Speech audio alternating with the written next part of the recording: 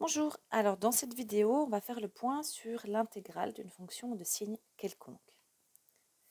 Alors ce qui est important de bien repérer, c'est que dans tous les cas, quelle que soit la fonction à laquelle vous avez affaire, pourvu qu'elle soit continue sur l'intervalle AB, l'intégrale de la fonction petit f entre a et b, c'est grand f de b moins grand f de a, où grand f, c'est une primitive quelconque de petit f.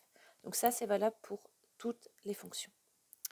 Ce qui va changer un petit peu, c'est le lien avec l'air, en fait, selon que la fonction est positive ou négative. Alors, on va commencer par regarder ce qui se passe pour le cas d'une fonction négative sur un intervalle. Je vous ai dessiné une fonction f en orange, là.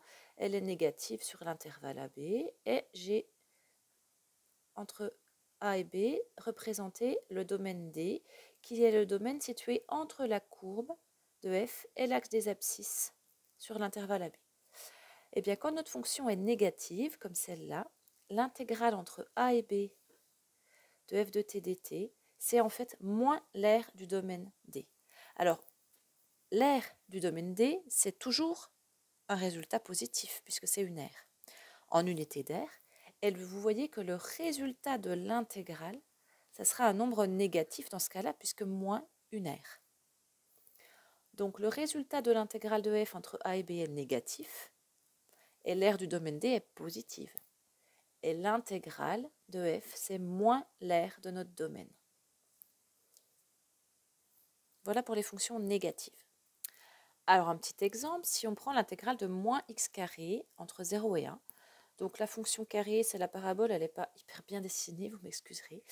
Moins x carré, elle est donc dans l'autre sens, et je considère l'intégrale entre 0 et 1. Donc j'ai mis en place des petites hachures pour représenter le domaine D entre la courbe et l'axe des abscisses sur l'intervalle 0,1. Et on va calculer notre intégrale. On sait déjà que notre résultat va être négatif puisque ce sera moins l'aire du domaine D. Alors, une primitive de moins x carré, c'est moins un tiers de x au cube. L'intégrale entre 0 et 1 de petit f, c'est donc grand f de 1 moins grand f de 0. On remplace grand f de 1, ça fait moins un tiers fois 1. Moins, donc plus un tiers fois 0, et ça fait moins un tiers. Ce qui veut dire que le résultat de l'intégrale entre 0 et 1 de moins x carré dx, c'est moins un tiers. Et c'est moins l'aire du domaine D. Donc l'aire du domaine D, c'est un tiers. En unité d'aire, l'aire du domaine est positive, alors que l'intégrale donne un résultat négatif. Alors, qu'est-ce qui se passe pour les fonctions qui changent de signe sur un intervalle? Donc, j'ai dessiné une fonction f. Vous voyez qu'elle est d'abord positive, puis négative, puis positive. On va considérer en fait un découpage de notre fonction f sur l'intervalle AB, des parties qui vont être au-dessus de l'axe des abscisses, donc où la fonction est positive, et puis les parties qui vont être en dessous où la fonction est négative. Alors, l'intégrale entre a et b de f de t dt sera toujours égale à grand f de b moins grand f de a, où grand f est une primitive de petit f. Ça, c'est toujours valable. Par contre, le résultat de l'intégrale d'une fonction de signe quelconque, ce n'est pas forcément un résultat positif. Ça va dépendre en fait des domaines qui sont au-dessus et en dessous. En fait, on va ajouter les aires des domaines qui sont au-dessus et soustraire les aires des domaines qui sont en dessous. En fait, notre intégrale entre A et B, ça sera l'intégrale entre A et C, qu'est ce point-là, plus l'intégrale entre C et D, plus l'intégrale entre D et B. Alors l'intégrale entre A et C, ça sera l'aire de la partie orange. L'intégrale entre C et D, c'est moins l'aire de la partie que j'ai hachurée en violet. Et l'intégrale entre D et B, c'est plus l'aire de la partie qui correspond au domaine D3. Et donc notre intégrale complète, en fait, ça va être l'aire de D1 moins l'aire de D2 plus l'aire de D3. Donc l'aire de D1 plus l'aire de D3 moins l'aire de D2. Un petit exemple pour illustrer tout ça. Donc j'ai pris une fonction affine, f de x égale x moins 4. Et on va s'intéresser à l'intégrale de cette fonction entre 2 et 8. Je vais hachurer les domaines correspondants. Voilà, donc l'intégrale entre 2 et 8 de notre fonction, ce sera donc l'air en rose moins l'air en vert.